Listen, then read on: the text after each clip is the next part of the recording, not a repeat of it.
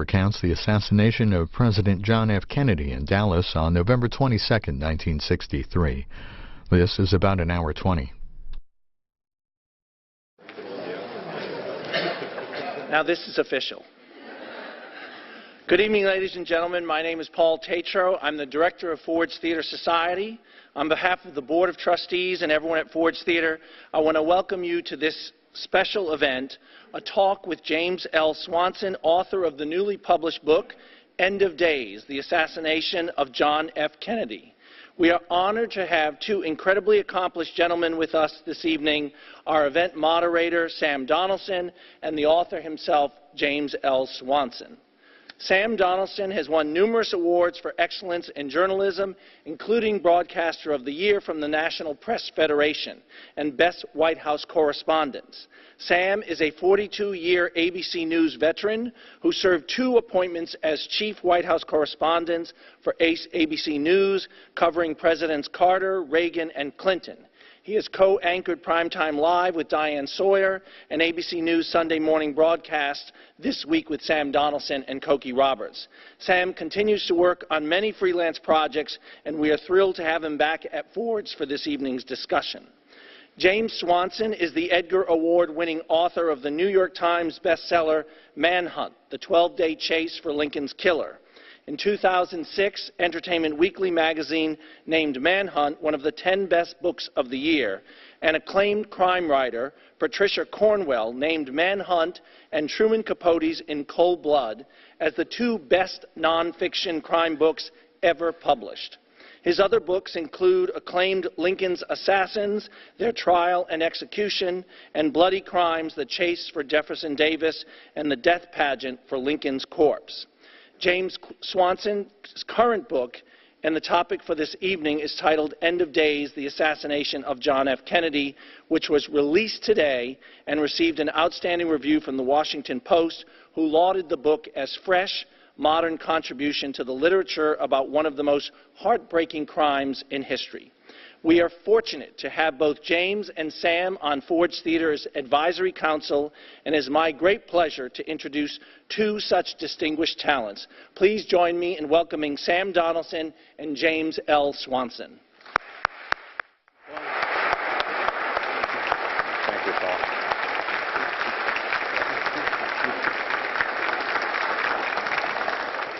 James, it's good to see you. Good to see you, Sam. You know, for several generations of Americans, people here, I'm certain, including mine, that the assassination of President Kennedy was the most shocking, horrifying, grief-stricken day of the public event in my life. And you have now written the book, End of Days, about that day and the events surrounding it. James, there are, I don't know how many books, in whole or in part, about the assassination of the president. Why did you decide to write this book? Well, partly, Sam, it's the book that I always wanted to read that no one else had written. That's why I wrote the Manhunt book about the Lincoln assassination. I wanted to write a thrilling, accurate, day-by-day, moment-by-moment, hour-by-hour, and even second-by-second account of what happened this day. I think this is the saddest, most incredible story in American history. Shakespeare couldn't have written this. This is the great American tragedy. And I wanted to write a book that would take those of us who remember that day back to it as though we were experiencing it for the first time. And then for younger generations that didn't know the story, whose minds have been polluted by crazed conspiracy theories, by movies that don't tell the truth, I wanted to write a book for the new generations that don't remember that day, to tell them really what happened that day. Well, you've done it. Before we get to the events of that day, let's set the stage. President Kennedy's first 2 years were not that terrific. The Bay of Pigs. He met Khrushchev in Vienna, and Khrushchev mauled him. Kennedy told James Reston of the New York Times, "Beat the hell out of me." And then, of course, the Berlin Wall, which stemmed from that. Then Khrushchev thought he could put nuclear-tipped missiles in Cuba.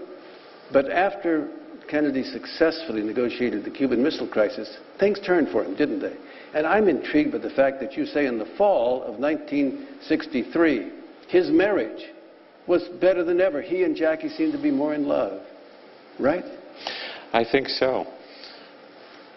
The secrets have all come out now that none of the American people knew in the 1960s. Kennedy the women. We know all their names, from Audrey Hepburn to the 19-year-old intern, Mimi Alford, who wrote that book. Jackie knew about it. She knew who he was before she married him, but she accepted it. There were rumors that they came close to divorce once early in the marriage, but they stayed together. I think one thing that brought them together in the summer and fall of 1963 was the death of their newborn son, Patrick, who lived less than 2 days. Jackie and the president were devastated. Something about that loss, and she had already given birth to a stillborn daughter before that boy died. Something about that loss did something to them, I think. It brought them closer. She agreed to campaign with him for the election of 1964. Dallas was just the beginning. She told him, "I'll go anywhere with you." And other evidence suggests that they were viewing their marriage and each other in a different, closer way. And they were having a great time on this trip to Texas. She agreed to go to Texas because the factions of Lyndon Johnson and Ralph Yarborough, the liberal senator, were at each other's throats. And Jack Kennedy needed Texas again. He wouldn't have been elected in the first place if he hadn't gotten it. So they went to Texas, they went to Houston, they ended up in Fort Worth the night before, on the 21st of November. And on the 22nd of November, as they were talking in the bedroom, he said something that I found eerie. Yes. Well, the night before, they arrived in Fort Worth, and they'd come from Houston close to midnight. And now they're in the hotel room in the morning, and the president looks at a newspaper. It's the Dallas paper. He's reading it before he flies there. And there was a full-page ad welcoming him to Texas. And he looked at it and thought, oh, well, they're welcoming me. This is great, because he'd been having a good trip in Texas so far. The 21st went great. Hundreds of thousands of people, motorcades in several cities. Then he read the ad, and it was a 12-point list of attacks against him for being a communist, a socialist, for causing the deaths of American soldiers in Vietnam. The ad even attacked Bobby Kennedy. And JFK said, "Jackie, will you look at this? We're flying into nut country today." And then he said, "You know, last night when we got here would have been a hell of a night to assassinate a president. It was dark. The crowds were pressing in on us. We didn't have enough protection. It was raining. A man could have had a pistol and a briefcase and shot me and ran away into the night and escaped." Then he paused. He said another thing. "Nothing could stop a man with a rifle in a tall building from shooting me. Nothing could stop it. So why worry about it?" A few hours later, that's exactly what happened. He was a fatalist throughout his life. He believed he would probably not live a long life. He used to tell friends, live every day like it's your last. He was almost killed in World War II. He almost died from surgeries and disease. His favorite poem was by a Harvard graduate who was killed in the First World War. Yes. I have a rendezvous with death. At bed at night, he would ask Jackie to read that poem aloud to him.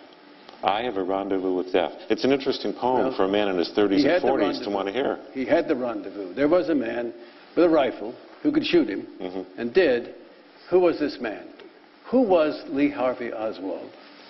Well, on the surface, Lee Harvey Oswald was a 24-year-old man, lifelong loser, malcontent, high school dropout with delusions of grandeur, minimum wage jobs that he could never keep. Joined the U.S. Marines at age 17. His brother had been a Marine. Served about 3 years. Didn't do well in the Marines. Court-martialed twice. Once for accidentally shooting himself with a Derringer pistol. Once for fighting with a superior rank. Stationed in Japan. Worked on radar, U-2 planes, other things. The only thing Oswald really learned how to do well in the Marine Corps was how to shoot a rifle. He was trained to shoot at 200 yards, 400, 800 yards without a scope, and he got the middle grader's marksmanship. He then cheated his way out of the Marine Corps by claiming his mother needed him, dependency discharge. Then all of a sudden, one day, he showed up in Moscow and said he wanted to renounce his citizenship. The Russians thought he was nuts. He claimed to have secrets. He didn't have anything they didn't know about the U-2 or about our radar. And they soon lost interest in him. They recognized him for what he was, a fool.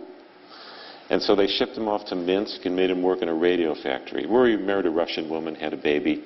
But he hated life in the Soviet Union. In his delusion, he thought it was going to be a worker's paradise. When he experienced Soviet life as it really was, he couldn't wait to get out. So he moved his family back to America in 1962. He ended up in Dallas. He bought a rifle, mail order, but his first target was not John Kennedy. No. It was Edwin Walker, a retired Army general, and he missed. This is one of the things that I find that few people remember or know about. 7 months before Oswald assassinated President Kennedy, in April 1963, he tried to murder General Walker in Dallas. Walker was known as a right-winger, a very strong conservative, anti-communist, who called Harry Truman pink, Eleanor Roosevelt. And Walker hated Castro, hated Cuba under the revolution, and Oswald felt that Castro had called for the assassination of Castro, the invasion of Cuba. So he'd been planning the assassination of Walker even before he ordered that rifle from the sporting goods store in Chicago. He stalked the house, he drew maps, he took photographs, he planned his escape, and then one night he went there, found Walker in the window. Walker was working on his federal income tax. And for a man who opposed strong government authority, Walker would have been humiliated to be killed while doing his income tax. Walker had seen combat in World War II, in the Korean War. He was a tough officer. And he would have been furious to know that a disgruntled ex-Marine had assassinated him in his own home after he had escaped the war. So Oswald took careful aim. He was only 40 yards away. He had a 4-power scope, so the distance was nothing. He fired. Those crosshairs were right on Walker's head. But in the darkness, Oswald didn't notice there was a window frame dividing the window, and the bullet struck that, deflected, and missed Walker's head by 1 inch. Oswald ran away. He was lucky he did, because Walker wasn't going to take this. He ran upstairs, got his pistol, and went outside to look for who was shooting at him. Oswald ran away, and he escaped on a city bus. Well, let's do, as we talk, as we come now to the events, let's do some of the what-ifs. I'm glad that General Walker was not hit, but what if Oswald had hit Walker? He'd be in jail on the 22nd of November. Well, at minimum, if he had killed Walker, that might have sated his taste for blood. When Oswald ordered that rifle, he told his wife to take pictures of him in their backyard, of him dressed in a black sweater, black pants, black boots. He's posing with the pistol, the rifle. Right. And Marina says, "Are you crazy? Why are you dressed like this?" And Oswald said, "I want to show that I'm ready for anything." So maybe if he had killed Walker, that would have satisfied his bloodlust. Or if his wife, who knew about it after the fact, had told the police, or if the police had found him, Oswald would have been arrested. He certainly would have been jailed. His rifle would have been confiscated. His pistol would have been taken away. So one way or another, if he had succeeded in killing Walker, or if he had been arrested, I think John Kennedy would have survived his trip to Dallas. Let's also weave in some facts that you've developed, you have in your book here, that people who believe in conspiracy theories ought to read, ought to look at. And one of them is, when did Oswald get the job at the Texas Book Depository? He got it 6 weeks before President Kennedy came to Dallas. He got it 6 weeks before Oswald could have possibly known that John F. Kennedy was coming to Dallas and was going to drive past that school book depository. He got the job through a friend of a woman he knew, and fate brought him to that building. When do you think, from all the available evidence, we don't have Oswald's testimony, obviously, that he decided to take advantage of what he had learned in the newspaper, that the President of the United States was coming, and the parade route was right by his place of employment? 1 or 2 days before he did it. No evidence we can find suggests he was obsessed with John Kennedy, that he had fantasized about assassinating him. He told many of his fantasies to his wife. He fantasized about kidnapping a plane, in her words, and flying it to Cuba. He fantasized about joining the Castro Revolution and becoming a soldier in Castro's army. He even fantasized about stalking Richard Nixon. But Marina said he never complained or fantasized about killing Kennedy. I think what really happened is Oswald read in the newspapers, and he often read the papers a day late. He read the papers that workers left behind in his lunchroom. He read that the President was coming to Dallas. He read that the motorcade was going to come right past the school book depository.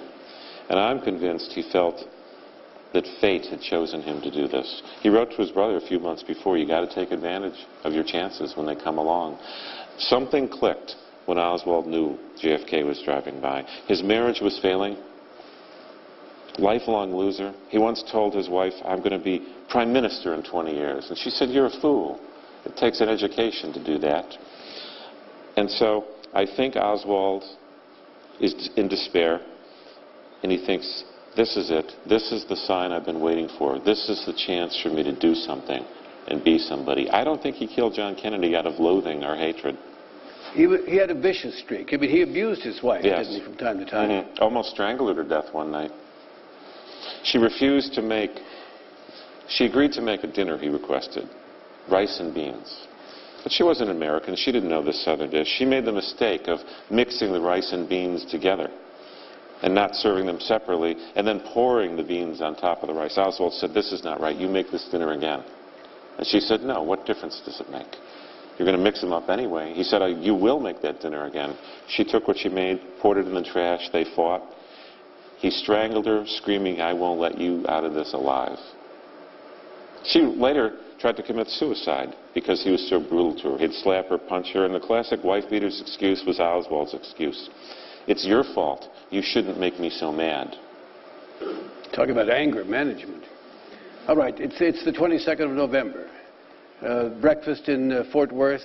The Kennedys leave Dallas, or rather leave Fort Worth, and they fly to Dallas. 26,000 lands there, greeted. Jackie with that beautiful pink dress, the president smiling and all of this. And he's not going to ride with a bubble top. He wants to be seen by Texans. Yes, he hated that bubble top. He didn't even like it when Secret Service agents would stand on the back of the car. There were 2 footsteps there and huge handholds where they could stand behind the president. And JFK didn't like that. He didn't believe in an imperial presidency. He didn't believe in distancing himself from the American people. He mixed with crowds. When he landed in Dallas, he was going to go to the car. And then he saw several thousand people behind a hip-high chain-link fence. Some of them had Confederate flags. Some of them had signs that said, "Come back, Nixon." Nixon had left town earlier that day. There were some Kennedy opponents in that crowd. He was warned, maybe you shouldn't go to Dallas. They don't love you there. But John Kennedy said, "Any man who's afraid to visit an American city does not deserve to be president of the United States." So the motorcade went through downtown Dallas, and there was large crowds everywhere. And the predominant welcome was cheering him and saying, "Wonderful thing," and all of that. And they stopped a couple of times. And at one point, he was driving, as we know, with the governor of Texas, John Connally, and Nellie Connally, the governor's wife. She said to him, "Mr. President, you can't say they don't love you in Dallas today." Now I bring you to Houston Street, Dealey Plaza. Down Houston Street, he's going to make the turn into Elm Street. Tell us about Oswald. Where was he? How did he get there, that moment? Well, Oswald brought the rifle to work that morning, wrapped in a paper bag. He told the man who drove him, "That's curtain rods from my rooming house, where I'm staying." The rooming house already had drapes and curtains. He didn't need curtain rods.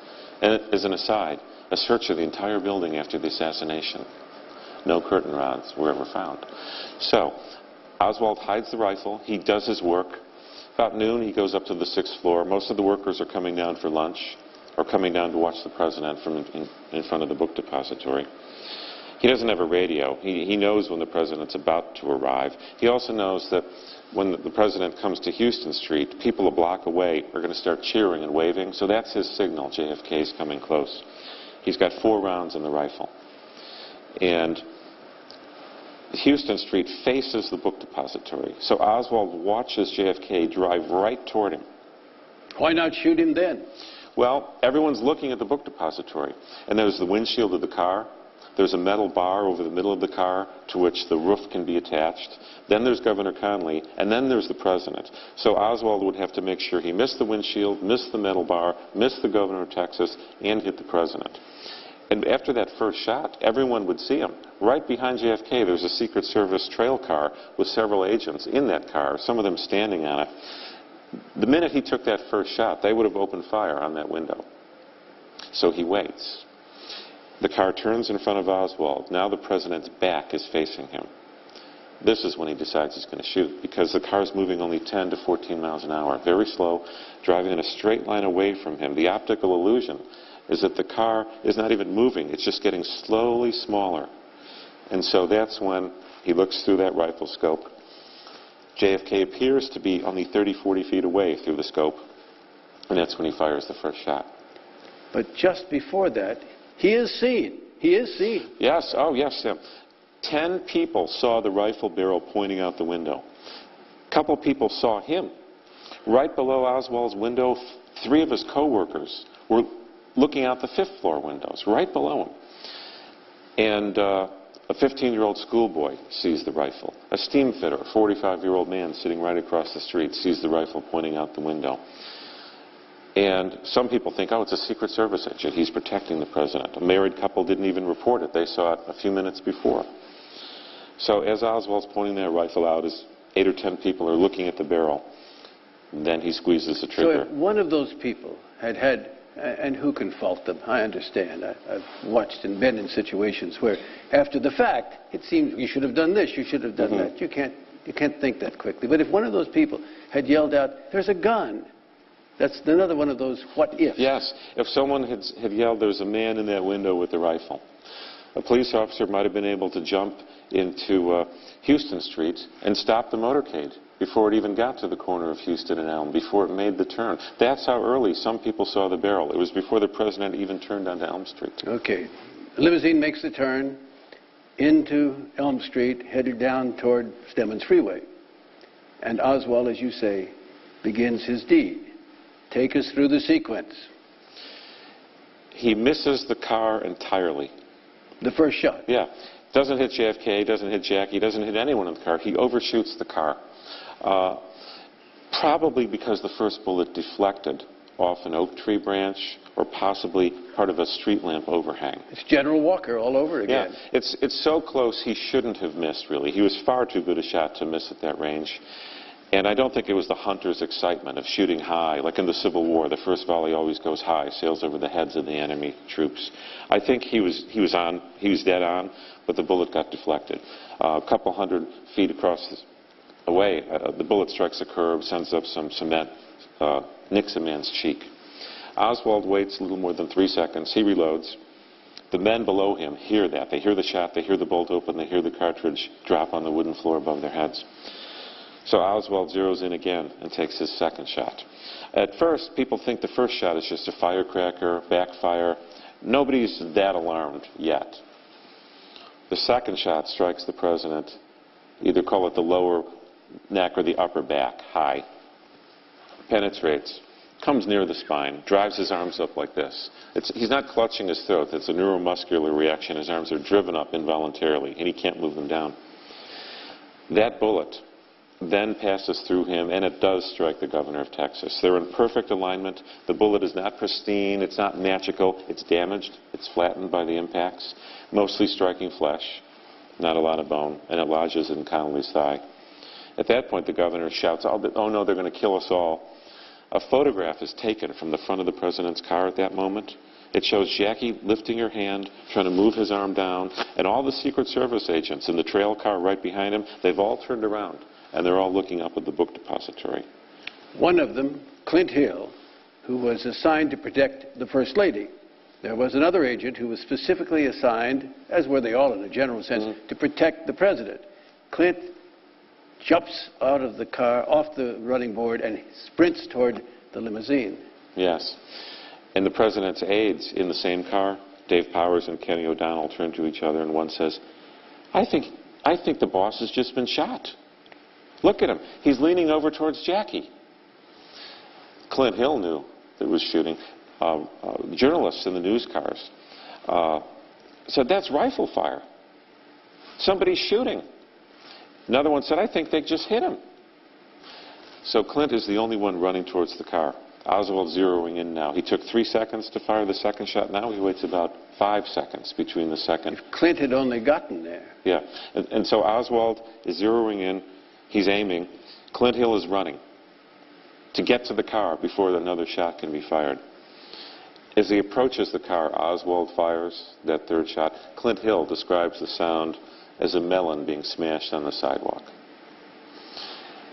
The head explodes. Jackie cries out, oh no. Clint leaps on the car, pushes her back in, gets on top of them both, and the car speeds away. At this point, let's talk about the Zapruder film. We've all seen it, I don't know how many countless times. And that third shot, you see the president's right lobe up here explode. And people say, well, it was the front shot. It was a grassy knoll shot or something. It wasn't. But why Why shouldn't we have realized it wasn't? Well, Americans have loved conspiracy stories for 200 years. In times of trouble, we've turned to them. It's a natural impulse. They're exciting, they're alluring, it appeals to our sense of drama. Most of the witnesses in Dealey Plaza heard 3 shots. The 3 men below Oswald's window heard 3 shots. The bolt moved 4 times because he reloaded. He could have shot Jackie, he could have shot Clint Hill, he stopped after 3. They heard the 3 cartridge cases. There is simply no evidence of the grassy knoll. People talk about puffs of smoke. Well, that's muzzle-loading rifles. Modern rifles, firing smokeless powder, don't create puffs of smoke. If you look carefully at the Zapruder film, you'll see, because of the neuromuscular reaction, the president tightens up. It briefly gives the appearance of a backward movement, but then you see him move from the rear impact of the bullet. There were 500 witnesses in Dealey Plaza. No one saw anyone at the grassy knoll firing a rifle. There was a man on a railroad pass looking right down. He saw no rifleman. There are 50 pieces of evidence that say there was no other gunman in Dealey Plaza. Dozens of pieces of evidence point exclusively to Oswald. You know, obviously it's a book in itself, which I don't write. I addressed it at the end. But there were 3 shots, and it was Oswald. Another what if. The car is moving fairly slowly. The driver is seated for the Secret Service driving, and he has someone who is on his right. They hear a shot. What happens? What does he not do? Nothing happens. The car does not accelerate. The car does not swerve, which allows Oswald... Why not hit the gas? I don't know. It's never been understood. It's never been explained. Certainly, some people have defamed the Secret Service by claiming they were part of a conspiracy to murder the president. Those agents love JFK. You know that. I know. You know them, Sam. I know that. They would have never participated in anything that would hurt the president or Jackie. Inconceivable. But still, we don't know why there wasn't a reaction. At one point, the driver even turns around to see what's happening in the back seat of the car. The second shot is fired. Nothing happens. Still, they don't hit the gas. They don't swerve. No, no. It's another one of the what-ifs that you described. Okay. They rushed her to Parkland Hospital. Does it matter? Well, Clint Hill knew it didn't matter. As soon as he got there and looked in the car, he turned and faced the trail car and he went like this. Some of the agents in the trail car cried out to the others who were going to get off and chase the president's car. They actually said, no, stay with Johnson. Don't go. The car was so close. The car behind the president was closer to the president's car than we are to the people sitting in the front row. That's how close it was. They saw it happen. So the trail car races after the presidential car, 80 miles an hour to Parkland. Clint's on top of Jackie and JFK. And Jackie is just overwhelmed by the tragedy. She said, my God, I've got his blood and brains in my hands. She said that. And after she cried out, oh no, then she says, they shot his head off. So then the race to Parkland. They arrived there 6 or 7 minutes later. And you write that at first she wouldn't let him go. No, she knew he was dead. Clint Hill said, looking down, I could tell he was dead. So they get Connolly out of the car. They want to rush the president inside. And Jackie is holding him in her lap, and she's leaning over him, cradling him in her lap. And they say, Mrs. Kennedy, we've got to take him out. We've got to take him in for treatment. And she said, leave me alone. And they said, we have to take him in. And she said, he's dead.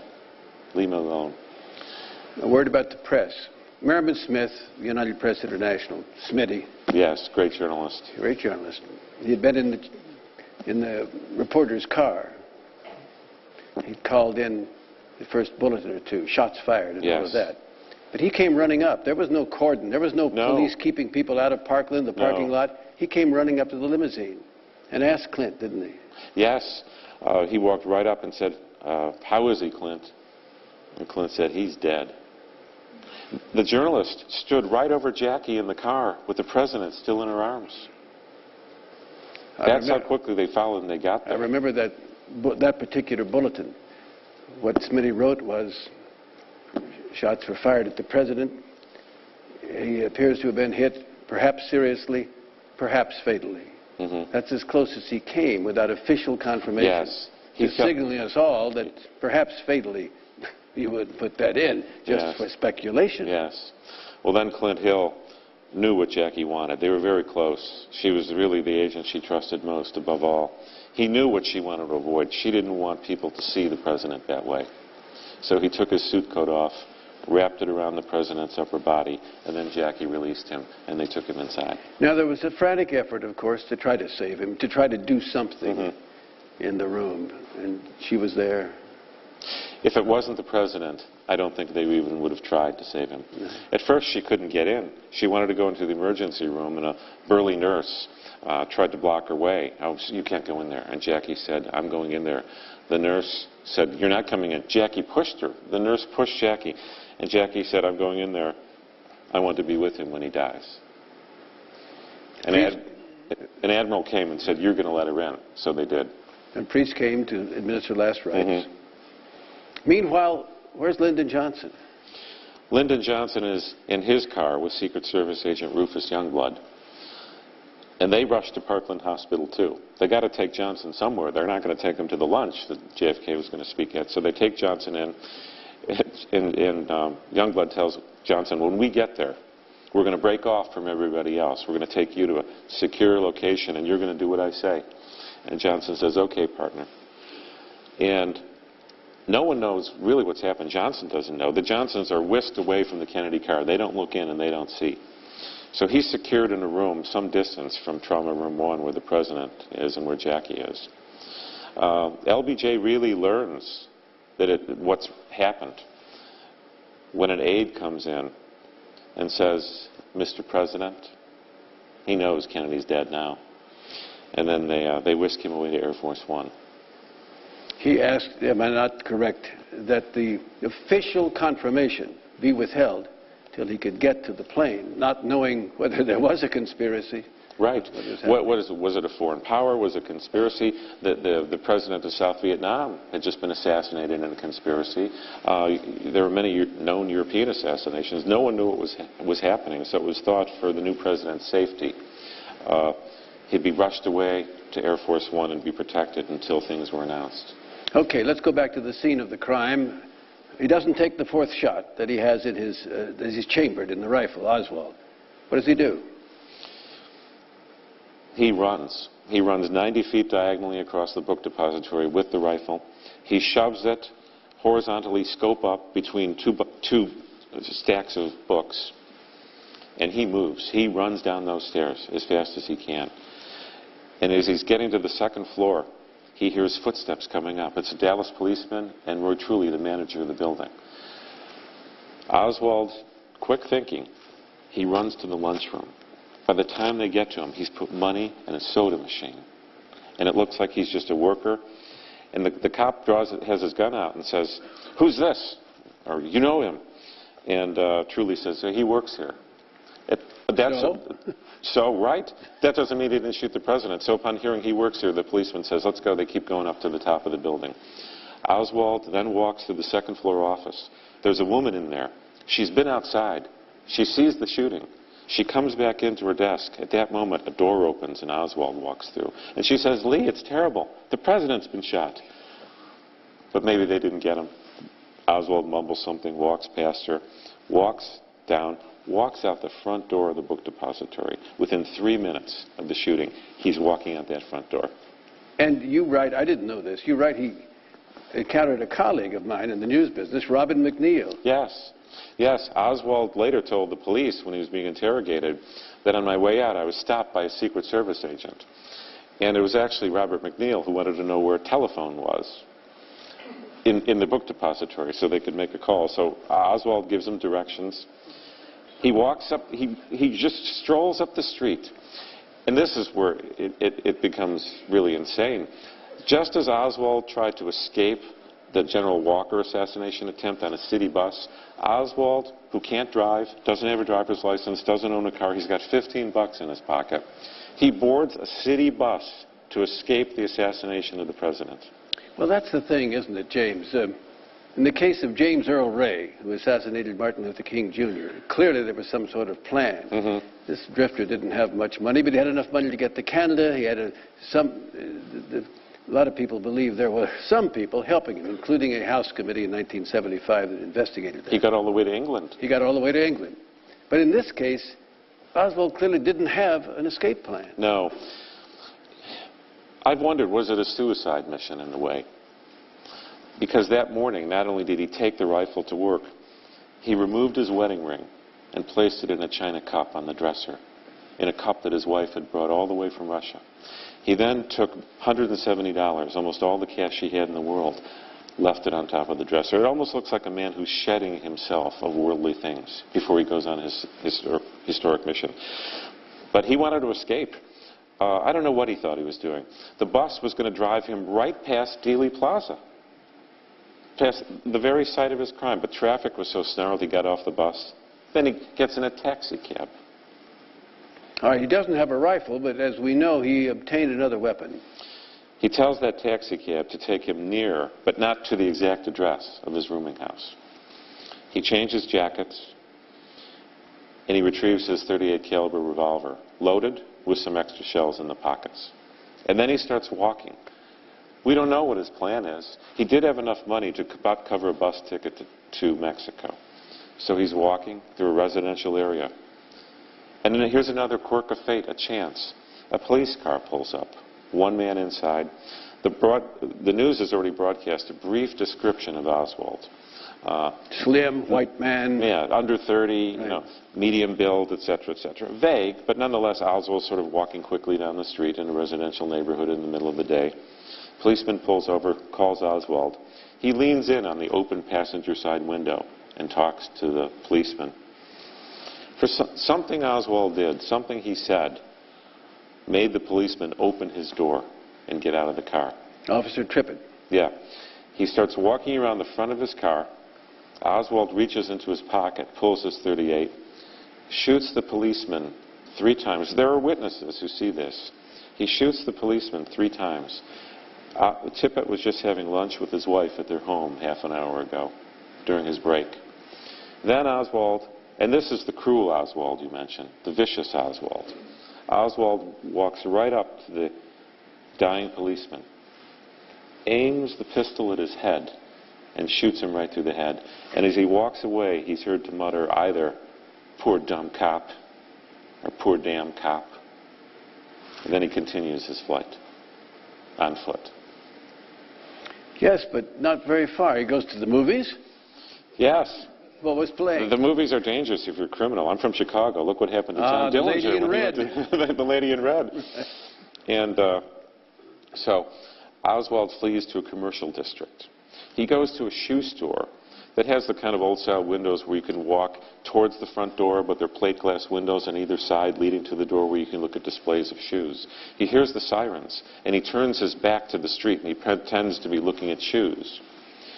A shoe store manager finds that behavior odd. So he decides, I'm going to follow this guy. He follows Oswald to a movie theater, and he watches Oswald sneak into the theater without paying for a ticket. Crime, if I ever heard of one. And so Oswald goes in. The police are summoned. They arrive. They're coming because a policeman's been murdered. They're not coming because they think they're getting the assassin of the president. They converge on Oswald in the theater. He reaches for his pistol. He says, "This is it." He tries to draw the pistol. He was going to shoot more people. The policemen overpower him, beat him up a little, seize the weapon, and take him out. And Oswald, the whiner, complainer that he's always been, as he's being let out, says, "I complain about this police brutality." And he's put in a car and driven to police headquarters. Air Force One now is still Air Force One because it has a president who's alive, Lyndon Johnson. Arrives at Andrews Air Force Base. Johnson speaks to the country. The casket comes down. Just a personal note. I was there, and Jackie Kennedy got into the front seat of the ambulance that bore her husband's casket and body out to Bethesda and came through the gate. I was fairly near, and I saw the stricken look on her face. I don't pretend to have seen her pink dress or anything like that, but I'll never forget that. Well, you saw something else that day, too, which the American people saw, which is, I think, the most shocking thing that had ever been on television up to that date. Of course, it began on the plane, before the photograph that was taken when she was standing next to Lyndon Johnson when he was sworn in. Women went back to her chamber and said, "Why don't you change your clothes?" Yeah. It was all over her. And Jackie said, "No, I want them to see what they've done."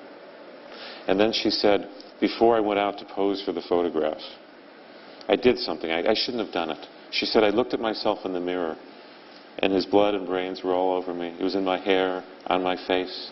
She said, "I took a tissue and wiped it off to go out and be photographed." She said, "I shouldn't have done that. I shouldn't have wiped it away." So she wears the suit on the whole way, and then this is what's seen when the plane lands at Andrews Air Force Base. The door opens. You see the coffin, and you see her standing there, and she's covered with blood. Look at her legs. Look at the photographs. It's everywhere. And she says, "I want the people to see this." We were behind the fence, but I could see that. Didn't quite know what I was seeing, but I understood. But I'm just saying in the ambulance, I didn't see it. Now, technically, they had no right to remove his body before an autopsy in Dallas. No, that's one of the worst decisions made in the entire story. It's led to 50 years of conspiracy thinking and speculation and doubt that by Texas law, a murder victim must have an autopsy at the location of the crime. It was unlawful for the Secret Service to remove the president's corpse from Parkland Hospital without an autopsy. A local official demanded that they let the autopsy happen. Roy Kellerman of the Secret Service says, "We're taking him home. Mrs. Kennedy's not going to wait for you to do an autopsy." Police are called. There's almost fisticuffs between local authorities and the Secret Service agents who now are furious. They're furious that their boss has been killed. They're furious that they didn't stop it. And they're in no mood to let Texas officials keep the president's body. So they roll the coffin, roll it right through this group of local officials, and put it in a hearse and drive it to Air Force One. And if only that Texas autopsy had occurred, we might have been spared 50 years of conspiracy theories. These theorists even argue that the doctors at Bethesda Naval Hospital were traitors who did a fraudulent autopsy to conceal a conspiracy to kill the president. Until the plane landed, most people didn't know where the president was going. In airborne, Jackie decided on Bethesda. The president was in the Navy. Take him to Bethesda. So under the conspiracy theories, they would have had conspirator doctors waiting at Walter Reed, at Bethesda, at half the hospitals in Washington. And so this defamatory rumor that the very medical officers who cared for the president in life would conspire to conceal their role in his murder, it's absurd on its face. And if only that autopsy had occurred in Dallas, I think a lot of this rumor mongering would have never began. Of course, people who fed the conspiracy theories, some of them very artfully. Oliver Stone is a great movie maker. I'm not here to say he isn't, but he did a movie called JFK. Was it 1990 or so, in which it made it appear to young people, if they didn't have a background, that perhaps even Lyndon Johnson was somehow involved in the Joint Chiefs of Staff or the CIA or what have you. Yes. I interviewed him about that. In the movie, it says that for 1 hour after the assassination, the telephones in Washington did not work. For 1 hour as part of the conspiracy.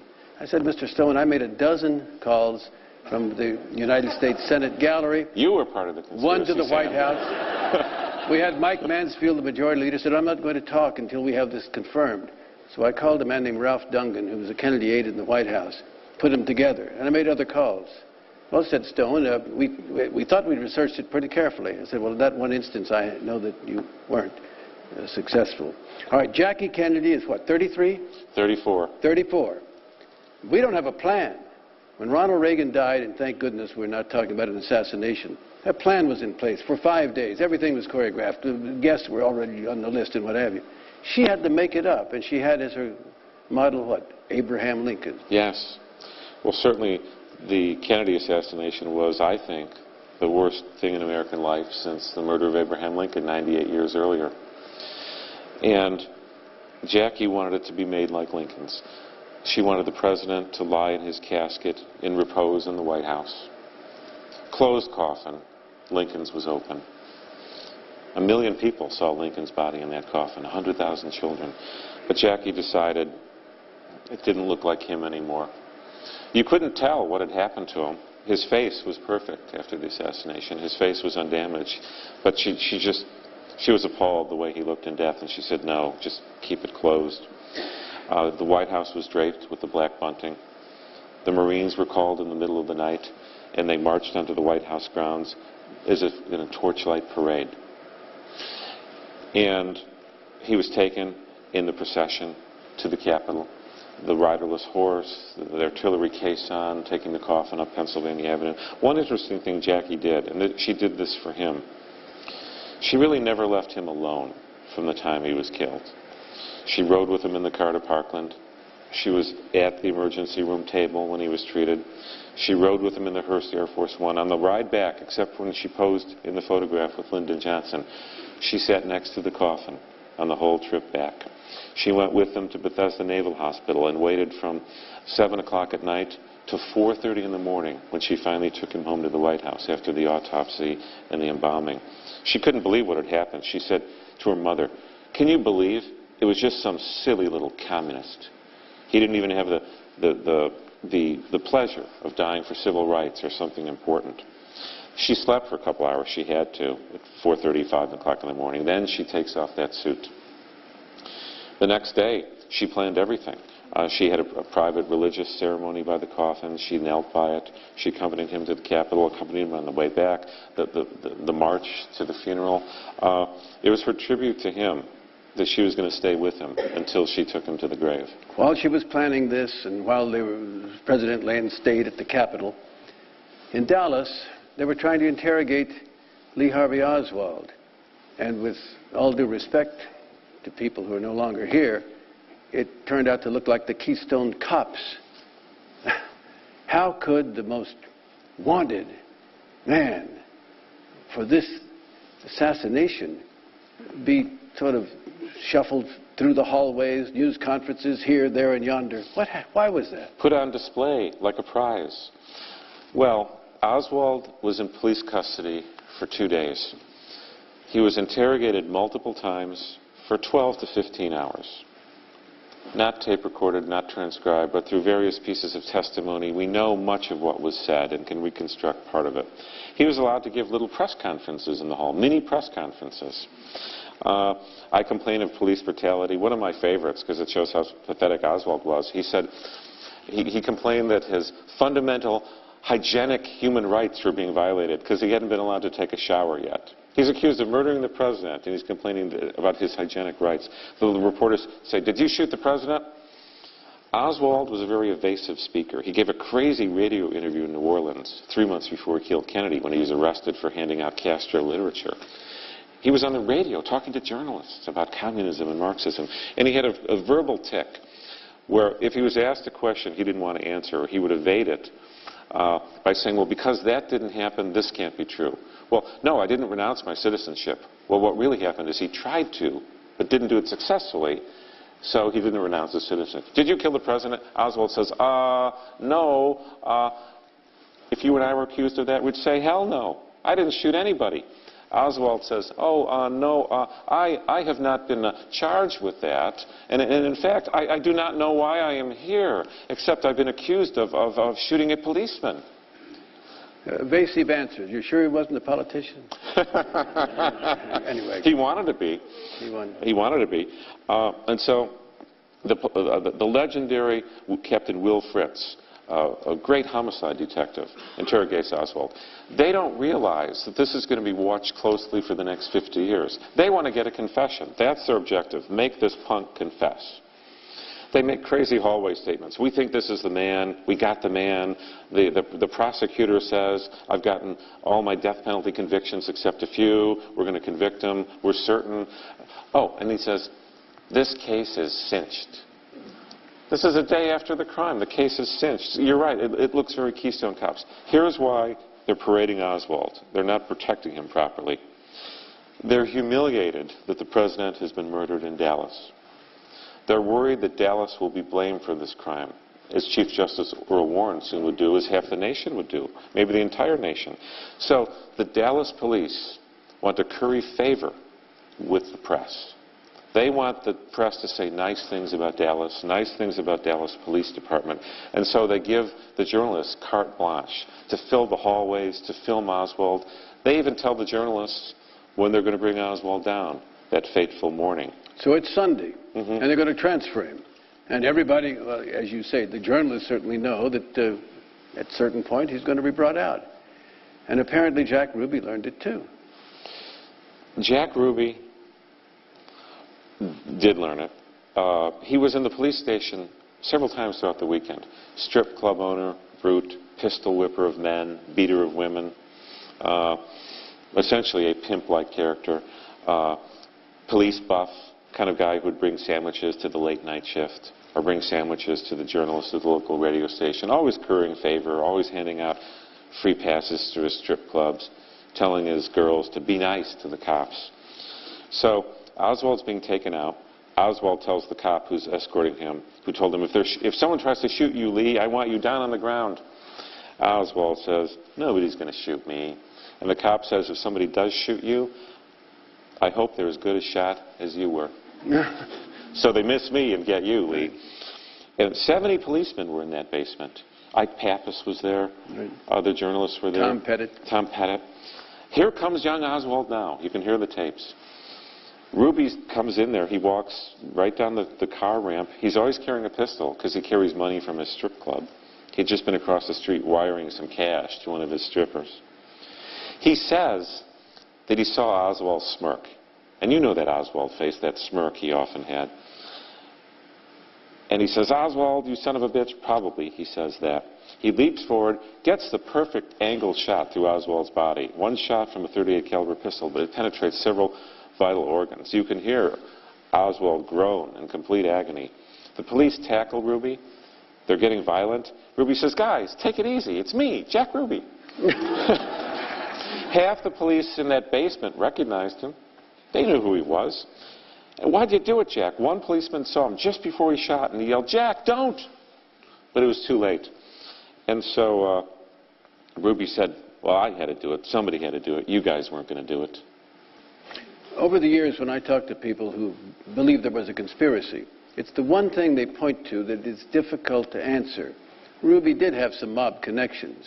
So it was Trafficante, it was Marcello, the two mob bosses from Miami and New Orleans. It was maybe Jimmy Hoffa back there who said, let's cut off the head, never mind Bobby. Right. Because why would Jack Ruby do it? What did he say? He wanted to spare Mrs. Kennedy? Yes, he said a few things. He said he feared that Mrs. Kennedy would have to testify at the trial of Oswald. Ruby was in a distraught emotional state all weekend. The assassination put him into an incredible state of depression. He was an impulsive, immature man anyway, but it hit him hard.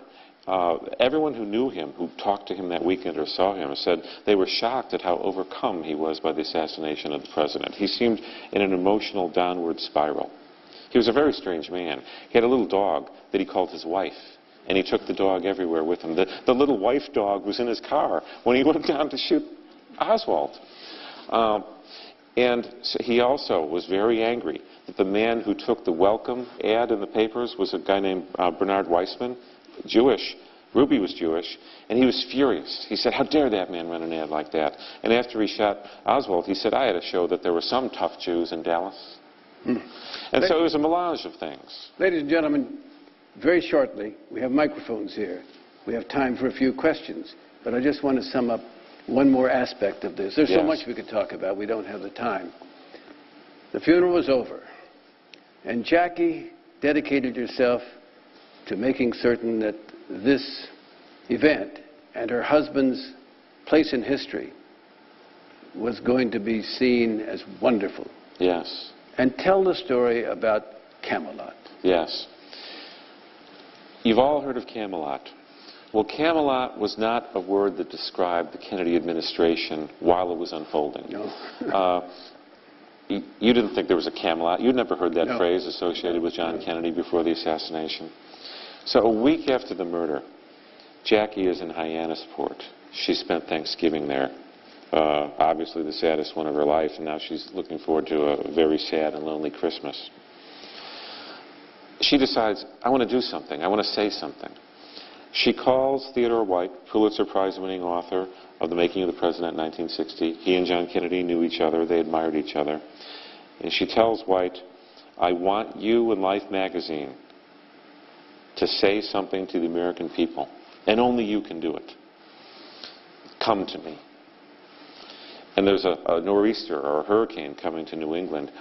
White can't find a plane that'll take him up to Massachusetts. He hires a driver, limousine. He arrives at Jackie's house at 8:30 at night. She's there with a son of Franklin Roosevelt, a friend of JFK's, and she tells everyone, leave me alone with White. White's already scribbling in his notebook. Beautiful, eyes as wide as pools, dressed in black slacks. He's mesmerized by her. For the next 3.5 hours, she tells him everything about Dallas. That's where we know that line about, I should have left the blood on my face. Why did I wipe it off? She tells White everything. He's desperately making the notes. And then she says, but really, there's something I wanted to say. I keep telling Bobby Kennedy, I've got to say this thing. Because old men are writing bitter things about my husband already. I want them to know something. At night, we'd often listen to our phonograph, and we'd listen to a recording of the Broadway musical Camelot, this mythical musical about life in King Arthur's court, ladies and gentlemen and Galahad. And she said, once there were, for one brief shining moment, there was a spot known as Camelot. That's a paraphrase of it. I forgot the exact song lyric, but for one brief shining moment, Camelot. And she said, that's how it was. And it'll never be that way again. There'll never be another Camelot. She emphasizes that. She says there'll be other presidents, they'll be great, the Johnsons are wonderful, but there'll never be another Camelot. It'll never be that way again. She hits it over and over again. Life's waiting. They're holding the presses open at $30,000 an hour to run a story based on an interview that hasn't finished yet, on a story that hasn't been written yet. White goes up to one of Jackie's upstairs bedrooms. He types the story. He brings it down. And this is when he sheds his journalistic hat. Which he acknowledged later, years later. Yes. He allowed Jackie to read the story, and he allowed her to edit and make pencil corrections. Then he goes to her kitchen, picks up the wall telephone to call the editors in Life, and he dictates it. It's a short story. It's going to be 2 pages, the last 2 pages in the magazine. As he's reading the story aloud over the phone, Jackie is standing right next to him. And she hears the editors say to him, there's too much of that Camelot stuff. What is this Camelot? You know, you're hitting that too hard. We want to cut it. We're going to cut some of it. Jackie hears it. She looks at White and shakes her head and says, no, you're not going to cut any of it, is what she wants him to know. The editors in New York are onto this, because White sounds funny. And one says to him over the phone, hey, is she listening to this right now? And he lets them know she is. Well, the story runs. December 6, 1963 issue of Life magazine. The story is called For John F. Kennedy, an epilogue. And single-handedly, 1 week after her husband's murder, Jackie Kennedy created the most powerful myth in American political history. It was a masterstroke of press manipulation and presentation. And, you know, White was torn about this. He said, I was really serving the widow. I thought she deserved it. It was improper. I shouldn't have done it. But then he also wrote in his memoirs later, when I left her that night in the driving rain, I'm paraphrasing now, I left her in the driving rain, I was on familiar ground on the road back to New York. And I didn't know it, and America didn't know it, but I passed through an invisible membrane of time, and nothing would be the same again. And that's the interesting thing about Camelot. Is it all made out of whole cloth? Is it a fantasy? Or because tens of millions of people believe it today, does that make it true? Because it's believed. It might make it true today for people who were there or had the mystique and saw it and all of that. But you, a great historian, know that 100 years they'll write another book, and this time it will be the facts, unvarnished from the standpoint of pluses and minuses, good things, bad things, good conduct, bad conduct, and the whole man will be created. Ladies and gentlemen, it's your turn. I can't see, so who has a microphone? Help me out, the staff. Do we have someone who wants to ask a question? And by the way, we're going to run a little longer, but if you have a dinner date or something, thinking that at 8:30 we were going to end, got started a little late, please, we will excuse you and understand. Otherwise, we'd like to run just a little longer. If there are questions. Yes, ma'am. Good evening. I promised my friend Joe from grade school that I would ask you the following question. We fight all the time. He is a conspiracy theorist, and I am not. Apparently there was a show on cable last week, 2-hour show about the assassination, and there was something about the pristine bullet. He said it came from a different gun. Have you heard of this? It was a full metal jacket bullet. I've heard it all. Yeah. One thing I did in writing this book, I knew that I had to make myself expert in the conspiracy theories. I was familiar enough with them already. I own every important book on the conspiracy theories. I've studied every book, every pamphlet, every theory there is, so I could be well-versed to know what they are, to be able to discuss them. The bullet came from Oswald's rifle. And the bullet is not pristine. It's not pristine. Everywhere people ask about the magic bullet in perfect condition. Look at that bullet as it's photographed from the side. And you'll see it's not cylindrical anymore. It's been flattened by the impact. There's damage to the nose of the bullet. As we advance more scientifically, we know a lot more than the Warren Commission ever knew.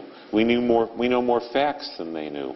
But to this day, no one has disproven the central finding of the Warren Commission. The Warren Commission made many mistakes. It wasn't perfect. But their central finding was that it was Lee Harvey Oswald. He fired 3 shots from the book depository. He is the murderer of the president. And no evidence could be found that Oswald was part of a conspiracy or there are other shooters. To this day, it hasn't been proven that it's otherwise. That's the same thing as the fact that people saw in the Zapruder film that the blow was here and perhaps it came from a front shot. In '75, there was an assassination examination by a House committee, and they called together 20 of the top pathologists in the country that worked with the police and all of that. 19 of them said, no, it's the back shot. As James has explained, the body reacts, but it reacts in a way that makes it look like the head was thrown back because it was a front shot, when in fact it was the body reacting to a back shot. One of the pathologists said, no, I think it could be a front shot. And guess who gets quoted by the conspiratorial theory? Not the 19. The one. Just the one. And also, Sam, you mentioned that House Select Committee on Assassinations. They put a lot of credence into a tape recording that was allegedly a tape recording made accidentally by a police motorcycle capturing a 4th shot or more shots. It's been proven absolutely conclusively now that recording was made about 10 minutes after the assassination. It does not record the moment President Kennedy was shot. It's been completely discredited. There is no sound recording that proves there were more than the 3 shots. So the conspirators changed the tape, did they? All right. Sir. Something the two of you perhaps can comment on. Can you tell me or explain a little more about what the journalistic coverage was like at that point? Because my understanding is that in many ways this was the first event that was able to capture around-the-clock television coverage, which at that point there was this radio-television convergence, and this really boosted television's coverage. Sam, you want to tackle that first, since you were one of the journalists? Well, I wasn't in Dallas. I was watching the Senate when the news came there, and Teddy Kennedy was in the presiding officer's chair, and when they came to him, he closed up his book quickly and rushed forward. But I will tell you that people who were in the car that reporters in a presidential parade occupy heard the shots, and as you say, 1 or 2 of them thought they knew what it was. There was only one phone. No, people didn't have cell phones, but there was only one phone in the car. Merriman Smitty, was in the front seat. He grabbed it first. Jack Bell, a great reporter for the Associated Press, and at that time the Associated Press was probably the dominant, as it is today, news organization of its kind. And he kept the phone, and he learned many things, as we've said, that didn't report it.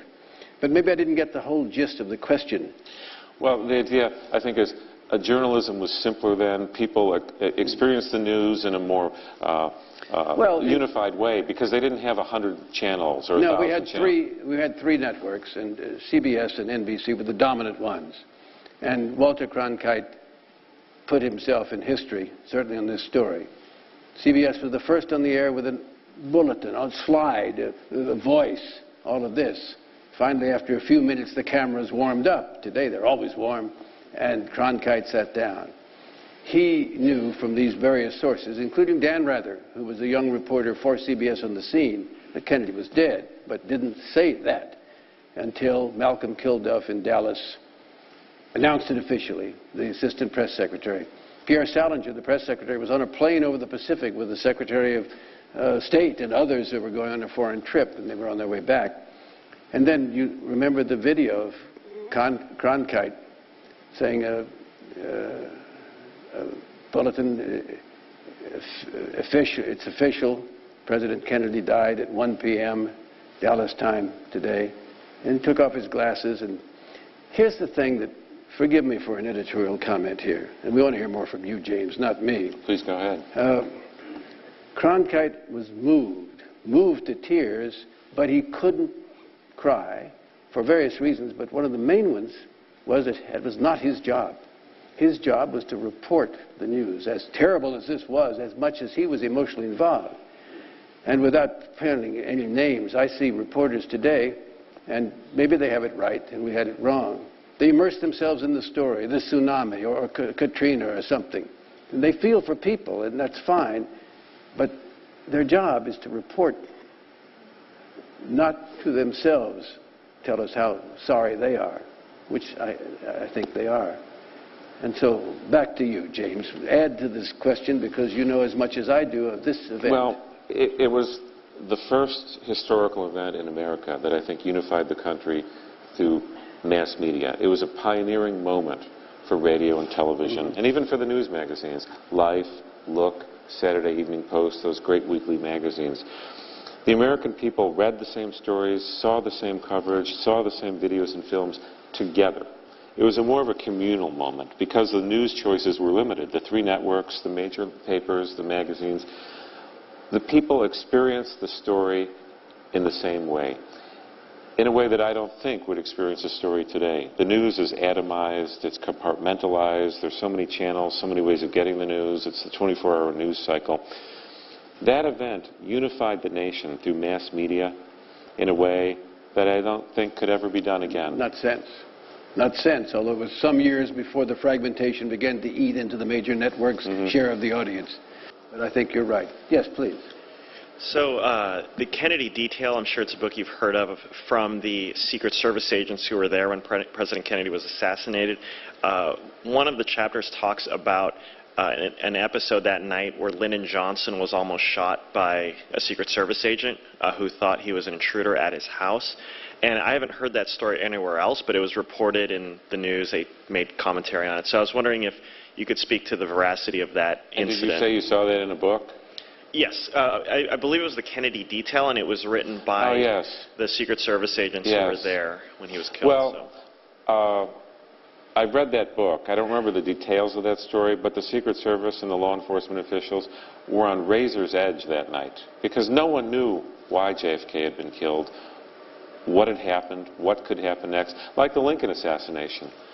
The night Lincoln was shot, Booth's plot was also to have Secretary of State Seward murdered, to have the Vice President of the United States, Andrew Johnson, murdered. So it was not unprecedented, and it was not paranoid for the Secret Service to think the killing of Kennedy might not be the end of it, because we had a historical example of what happened here and what happened throughout Washington that night. And so they were on razor's edge. I just don't know the details of the story you're talking about. I hadn't heard it. Yes, ma'am. And we'll make this the last question. Oh, thank you. I'm wondering about, and I'm trying to remember the name of the book. I've read a number of them. You mentioned that Lee Harvey Oswald got the job at the book depository 6 weeks before, and so he could not have known that President Kennedy would be down there, but a lot of other people could have known. They could have assumed that he would have to campaign in Texas and specifically in Dallas. And in one of the books that I read, it mentioned that the person who helped, it was someone from up here in the Washington area, who helped Lee Harvey Oswald get the job at the book repository had an association with the CIA. That is complete and utterly false. Oswald got the job through the network of women that Ruth Paine knew, who Marina Oswald was living with. Yes, and that one of the women in that network worked for the CIA. It was later uncovered. I don't She think was so. a woman who, she also took Marina back after the... Well, there are some theorists who argue, I think absurdly, that Ruth Paine, Marina Oswald's friend, was a CIA operative. This is how the conspiracy theories work. And I'd like to say something about the takeaway. And Sam, tonight I'd like to ask you one question before we end to get your take on something. For this 50th anniversary, stories of grassy knolls, multiple gunmen, double Oswalds. That theory is the Oswald who went to the Soviet Union wasn't the same Oswald who came back. And somehow his mother, his brother, and other people didn't realize that it wasn't their brother and son anymore. The CIA, Naval Intelligence, the FBI, the Secret Service, the doctors at Bethesda, some argued that the murdered policeman, Officer Tippit, who was murdered by Oswald, was part of the conspiracy. There's really no end to it. The only way to tell this story and think about this story is to begin with what is known, to begin with the facts. It's impossible to refute some of these wild theories. How can you prove that something wild didn't happen? The best way to think about the Kennedy assassination is to begin with the known facts. Who was Oswald? Where did he get the rifle? How did he try to kill the general? What did his wife know? What did the ballistics say? What does the evidence say? What did the three men in the fifth-floor window say? What did they hear? If you don't start with the known facts, you'll go down this path of conspiracy mania. Their motives, I believe, in most cases are pure. They believe a wrong has been done. They believe the crime has been unsolved. They think they have special ways or special knowledge of solving it. But I think it's really important for the 50th anniversary to put that aside and think about what really happened. A wife lost her husband. 2 children lost their father. The nation lost its president. And the conspiracy stories have a way of taking away from who John Kennedy was, what he lost that day, what sacrifices he made, who he was, who he would have been, what else he might have done for America if he had lived. And it's almost obscene to forget him as the central character in the story. And remember what Jackie thought of him. A year after the assassination, she gave a tribute to him and said, you know, he believed you shouldn't want to live the easiest life possible. You should be of service to others in your country. And Jackie said, ultimately, this is what he stood for. The proposition that one man can make a difference and that every man should try. Yeah. So I'm just curious, Sam, since you experienced this story and reported on it and knew the principles involved, for you, what's the takeaway 50 years later? What did it all mean? What should we think about it today? Depends on whether you were alive and felt it at that time. It was a magical time in Washington, particularly for young people, my generation. Without meaning to be partisan at all, I told young people who voted for Barack Obama in 2008, and without taking a side as to whether that vote was wise or not, I said, it was our John Kennedy, Barack Obama, young man, nice-looking family, vibrant and all of that. And Washington was a different town. We still had temporary units from the Navy Department on the mall from World War II. We had streetcars. And President Kennedy's campaign headquarters was at the base of Capitol Hill. There's asphalt now. There was a building and what have you. But it was a time when you couldn't help but be caught up in the mystique. There was no Camelot, as you say. And years later, those of us who are reporters and everyone else began to learn of warts. The warts. We didn't see the warts. I didn't see the warts. I didn't know about his activities. I didn't know about his illnesses. Didn't know he couldn't pick up. You saw the picture. He couldn't pick up his young son, John. The last time I saw him, 7th of November of that year, he'd gone to Arlington. He laid the wreath at the Tomb of the Unknowns. He walked down a gravel path with his young son hand in hand. They were both smiling and happy. So if you were part of that generation, but the takeaway, I think, for history is just what we talked about tonight and what you've emphasized. History wants to know what the facts were. They really don't care whether a person had a nice smile or a a great accent or had the wit that President Kennedy had, could handle himself at the news conference. They'll mention it, but they look mainly at the accomplishments or the lack of accomplishments. They look at, in the case of a president, did he do a good job or okay job or a bad job? That's what history will look at. And so the takeaway is not Camelot, except for people who remember him as I can remember him, although I don't even know the words of the song. So let me just add one thing. The conspiratorial theories. I went to a small military school in Roswell, New Mexico in 1948. A year before, a weather balloon had crashed from White Sands Proving Grounds north of Roswell. And a friend of mine in subsequent years, I didn't know him then, a young cub reporter named Don West, who went on to become the executive editor of Broadcasting Magazine, he's now retired, was sent out by the newspaper to take a picture of the weather balloon. And they wrote 3 lines in the story of the paper. Nothing was heard about that story since, until 1990. This happened in 1947. Someone, I forgot his name, wrote a book called The Roswell Incident. A spaceship had crashed. Little people that looked like us in green, their bodies were recovered. But the U.S. government, fearful of the consequences of acknowledging that there were some forces outside this planet of ours, covered it up. They put the bodies in a hangar. Now, hundreds of people would have had to be involved in that conspiracy. Not one has ever shown up with any evidence since.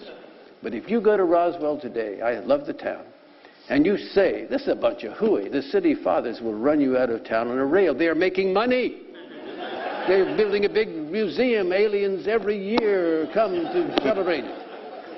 Well, this isn't funny, of course, about the Kennedy assassination, but I have to put it in the same category. As a reporter, I say to people, what are the facts that can be developed? What is the known? You can't prove a negative. Don't tell me, well, it could have been this. Well, it could have been, but where's the evidence? There's no evidence.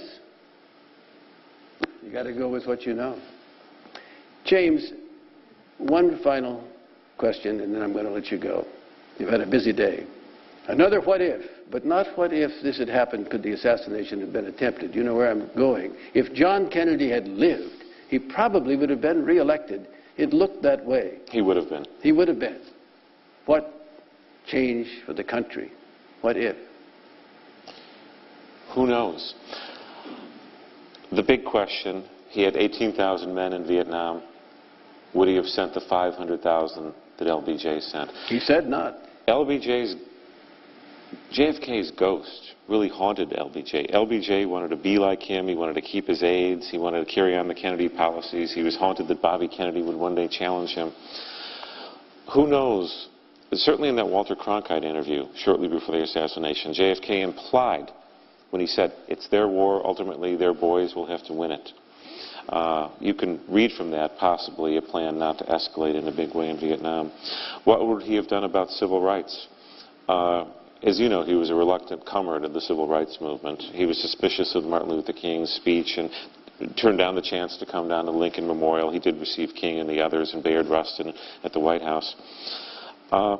Here's how things would have been different. I think not just a particular policy, or Vietnam or no Vietnam, civil rights this way or civil rights that way. The America of 1968 and 1969 that came to be would have been unrecognizable and horrifying to John Kennedy. The late 1960s were nothing like the early 1960s. His death created a kind of cynicism and sadness and darkness in American life.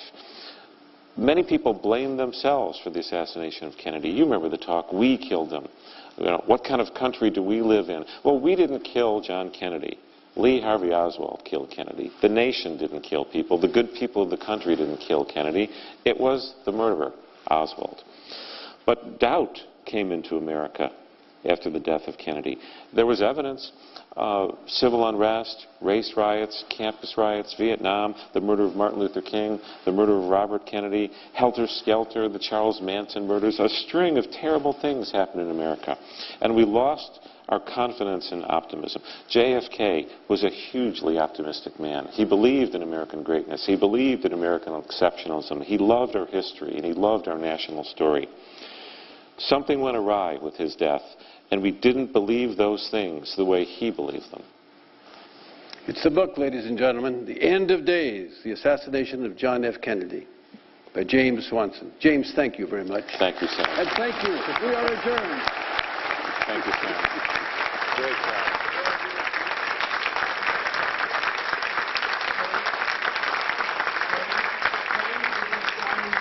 In the lobby after this talk this evening, so those of you who purchase books or would like to purchase books or brought books, James will be signing them in the lobby after. Thank you all so very much for coming, and have a good evening.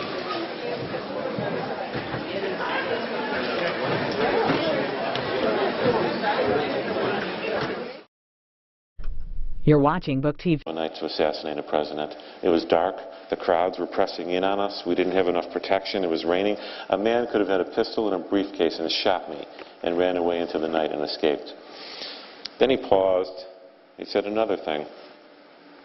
Nothing could stop a man with a rifle in a tall building from shooting me. Nothing could stop it. So why worry about it?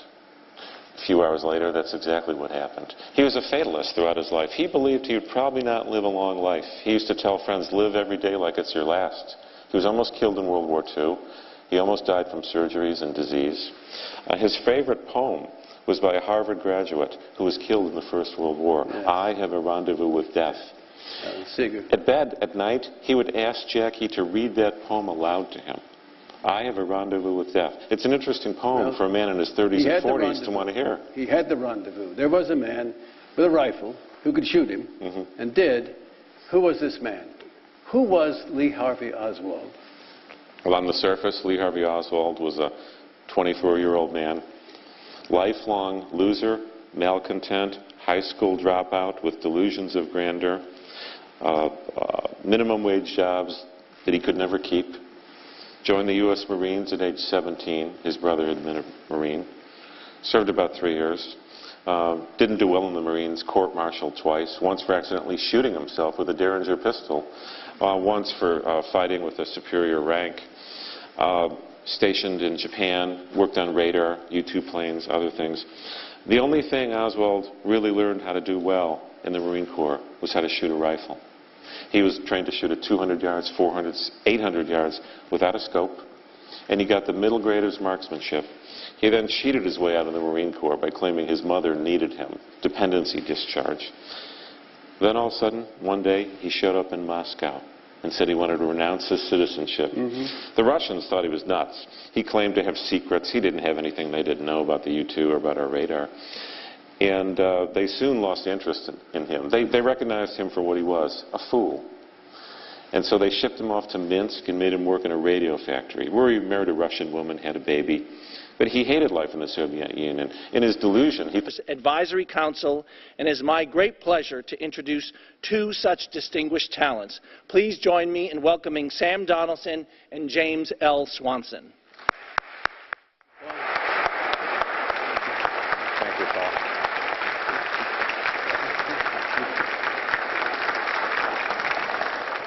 James, it's good to see you. Good to see you, Sam.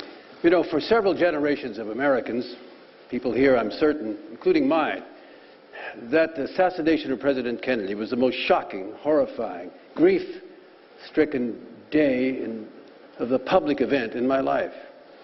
And you have now written a book, End of Days, about that day and the events surrounding it.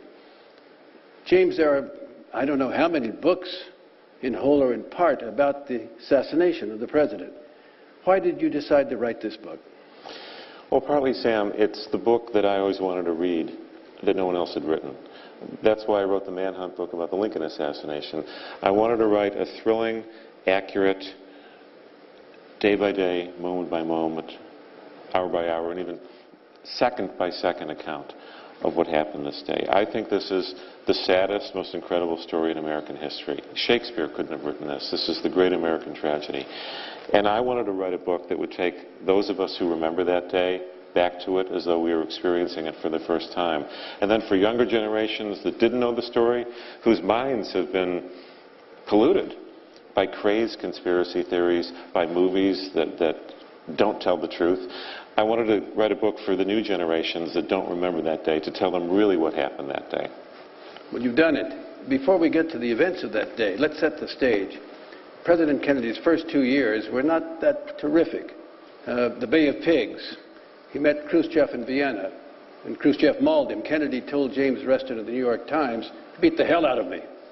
And then, of course, the Berlin Wall, which stemmed from that. Then Khrushchev thought he could put nuclear-tipped missiles in Cuba. But after Kennedy successfully negotiated the Cuban Missile Crisis, things turned for him, didn't they? And I'm intrigued by the fact that you say in the fall of 1963, his marriage was better than ever. He and Jackie seemed to be more in love. That is going to be a worker's paradise. When he experienced Soviet life as it really was, he couldn't wait to get out. So he moved his family back to America in 1962. He ended up in Dallas. He bought a rifle, mail order, but his first target was not John Kennedy. No. It was Edwin Walker, a retired Army general, and he missed. This is one of the things that I find that few people remember or know about. 7 months before Oswald assassinated President Kennedy, in April 1963, he tried to murder General Walker in Dallas. Walker was known as a right-winger, a very strong conservative, anti-communist, who called Harry Truman pink, Eleanor Roosevelt. And Walker hated Castro, hated Cuba under the revolution, and Oswald felt that Castro had called for the assassination of Castro, the invasion of Cuba. So he'd been planning the assassination of Walker even before he ordered that rifle from the sporting goods store in Chicago. He stalked the house, he drew maps, he took photographs, he planned his escape, and then one night he went there, found Walker in the window. Walker was working on his federal income tax. And for a man who opposed strong government authority, Walker would have been humiliated to be killed while doing his income tax. Walker had seen combat in World War II, in the Korean War. He was a tough officer. And he would have been furious to know that a disgruntled ex-Marine had assassinated him in his own home after he had escaped the war. So Oswald took careful aim. He was only 40 yards away. He had a 4-power scope, so the distance was nothing. He fired. Those crosshairs were right on Walker's head. But in the darkness, Oswald didn't notice there was a window frame dividing the window, and the bullet struck that, deflected, and missed Walker's head by 1 inch. Oswald ran away. He was lucky he did, because Walker wasn't going to take this. He ran upstairs, got his pistol, and went outside to look for who was shooting at him. Oswald ran away, and he escaped on a city bus. Well, let's do, as we talk, as we come now to the events, let's do some of the what-ifs. I'm glad that General Walker was not hit, but what if Oswald had hit Walker? He'd be in jail on the 20th, right? I think so. The secrets have all come out now that none of the American people knew in the 1960s. Kennedy, the women, we know all their names from Audrey Hepburn to the 19-year-old intern, Mimi Alford, who wrote that book. Jackie knew about it. She knew who he was before she married him, but she accepted it. There were rumors that they came close to divorce once early in the marriage, but they stayed together. I think one thing that brought them together in the summer and fall of 1963 was the death of their newborn son, Patrick, who lived less than 2 days. Jackie and the president were devastated. Something about that loss, and she had already given birth to a stillborn daughter before that boy died. Something about that loss did something to them, I think. It brought them closer. She agreed to campaign with him for the election of 1964. Dallas was just the beginning. She told him, "I'll go anywhere with you." And other evidence suggests that they were viewing their marriage and each other in a different, closer way. And they were having a great time on this trip to Texas. She agreed to go to Texas because the factions of Lyndon Johnson and Ralph Yarborough, the liberal senator, were at each other's throats. And Jack Kennedy needed Texas again. He wouldn't have been elected in the first place if he hadn't gotten it. So they went to Texas, they went to Houston, they ended up in Fort Worth the night before, on the 21st of November. And on the 22nd of November, as they were talking in the bedroom, he said something that I found eerie. Yes. Well, the night before, they arrived in Fort Worth, and they'd come from Houston close to midnight. And now they're in the hotel room in the morning, and the president looks at a newspaper. It's the Dallas paper. He's reading it before he flies there. And there's a full-page ad welcoming him to Texas. And he looked at it and thought, oh, well, they're welcoming me. This is great, because he'd been having a good trip in Texas so far. The 21st went great. Hundreds of thousands of people, motorcades in several cities. Then he read the ad, and it was a 12-point list of attacks against him for being a communist, a socialist, for causing the deaths of American soldiers in Vietnam. The ad even attacked Bobby Kennedy. And JFK said, Jackie, will you look at this? We're flying into nut country today. And then he said, you know, last night, when we got here, would have been a hell of a... Recounts the assassination of President John F. Kennedy in Dallas on November 22, 1963. This is about an hour 20. Now this is official. Good evening, ladies and gentlemen. My name is Paul Tatro. I'm the director of Ford's Theater Society. On behalf of the Board of Trustees and everyone at Ford's Theater, I want to welcome you to this special event, a talk with James L. Swanson, author of the newly published book, End of Days, The Assassination of John F. Kennedy. We are honored to have two incredibly accomplished gentlemen with us this evening, our event moderator, Sam Donaldson, and the author himself, James L. Swanson. Sam Donaldson has won numerous awards for excellence in journalism, including Broadcaster of the Year from the National Press Federation and Best White House Correspondent. Sam is a 42-year ABC News veteran who served 2 appointments as Chief White House Correspondent for ABC News, covering Presidents Carter, Reagan, and Clinton. He has co-anchored Primetime Live with Diane Sawyer and ABC News Sunday morning broadcast This Week with Sam Donaldson and Cokie Roberts. Sam continues to work on many freelance projects, and we are thrilled to have him back at Ford's for this evening's discussion. James Swanson is the Edgar Award-winning author of the New York Times bestseller Manhunt, The 12-Day Chase for Lincoln's Killer. In 2006, Entertainment Weekly magazine named Manhunt one of the 10 best books of the year, and acclaimed crime writer Patricia Cornwell named Manhunt and Truman Capote's In Cold Blood as the 2 best nonfiction crime books ever published. His other books include acclaimed Lincoln's Assassins, Their Trial and Execution, and Bloody Crimes, The Chase for Jefferson Davis, and The Death Pageant for Lincoln's Corpse. James Swanson's current book, and the topic for this evening, is titled End of Days, The Assassination of John F. Kennedy, which was released today and received an outstanding review from the Washington Post, who lauded the book as fresh, modern contribution to the literature about one of the most heartbreaking crimes in history. We are fortunate to have both James and Sam on Ford's Theater